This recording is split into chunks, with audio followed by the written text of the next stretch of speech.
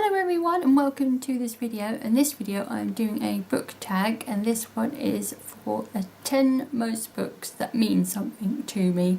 So anyone's entitled to share this video. If I tag anyone, don't feel you're obligated to do a video. This is just for fun. This first came about on Facebook. Someone tagged me on Facebook to show 10 books that mean something to me. So without further ado, I'll do my first book. This first book is by Gail Whittaker. It's a Mills and Boon historical, and it's called Improper Miss Darling. This is the first book I read, I think is one of the first books I read by this author. I just love her style of writing, and I just love the story. It's a very sweet romance. There's no, what you could say, no sex in this one. Which don't bother me anyway, even if it was. So I just like the story. I just love the author's style as well. So I've read this about 20 times. I just love reading this book. So that's that one. Second book is a simple prayer book, because I'm a Catholic, so I've used this a million times. I did have one before when I was a teenager, but because I used it so much, it got all tatty.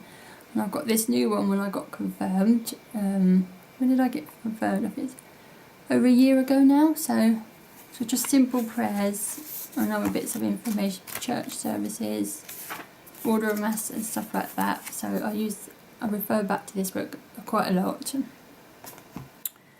The next book I have that means something to me is The Diary of a Young Girl by Anne Frank. I read this when I was a teenager, and it's a book that stayed with me for my whole life.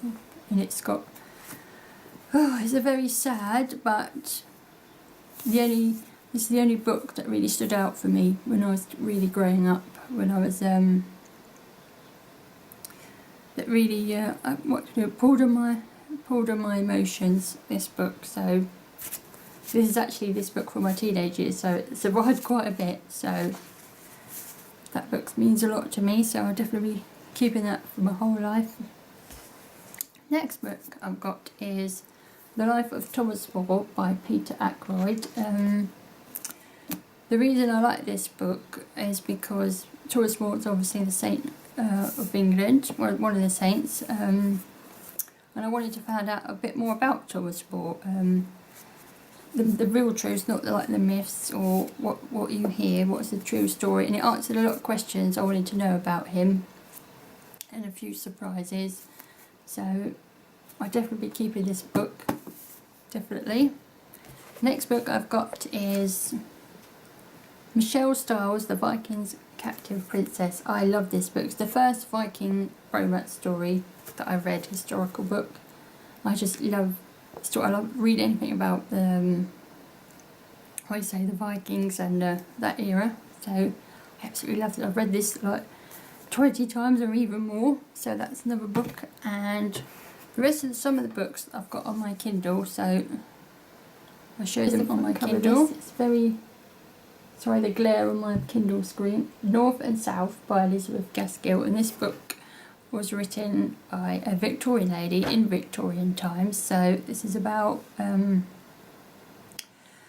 lady called Margaret Hale, and she relocates to the north of England because her father was vicar of the church, and he decides to leave it, and he decides for the whole family to go and move in the north. And it's about Margaret. She falls in love with a mill owner called John Thornton. It's how that happens, that story, and how her life changes. And they did make this into a BBC adaptation, they did it twice, once in the 1970s and one, was it 2000, I can't remember the exact year, 2000 something, that had Richard Armitage in it, which was really good. They're both really good versions. So that's North and South by Elizabeth Gaskell. The next book I have is Sanctuary for a Lady by Naomi Rawlins. Show the front. And this is the first Christian romance story that I've read. It's love-inspired historical. And this is the first book that the author wrote as well, and it's really good. The descriptions of the places that the author describes is absolutely brilliant, and I have read this so many times as well. I absolutely love it. So that's that book, Sanctuary for a Lady by Naomi Rawlins. Next book's brilliant, that I really like, well, means something to me. Well, I just grabbed this book so I couldn't. Because this book I've read so many times. I read it the other day actually again. This is The Admiral's Penniless Bride by Carla Kelly. I've read that so many times. I just love just a very, very sweet romance. I absolutely love that. The next story I have is Pride and Prejudice, by Jane Austen. That needs no explanation. It's just a lovely, it's just such a classic. I've read it like 100 times. So that's Pride and Prejudice.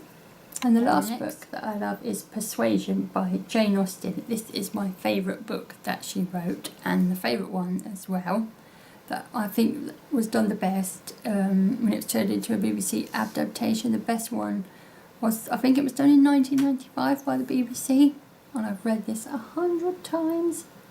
Like Captain Wentworth.